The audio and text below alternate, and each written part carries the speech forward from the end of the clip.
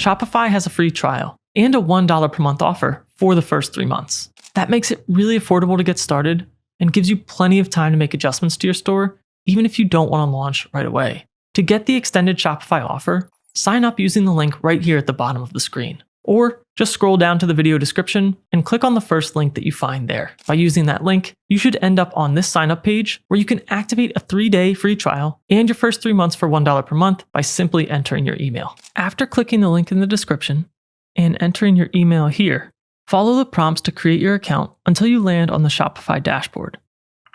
Choose a password to create an account and then enter your credit card info to start the trial.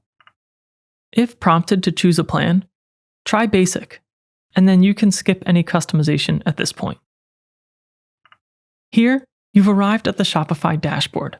If you weren't prompted to choose the Basic plan already, let me show you how to check your plan so that you make sure to take advantage of the special $1 offer. In the bottom left-hand corner, click Settings, and then click Plan in this left-hand list.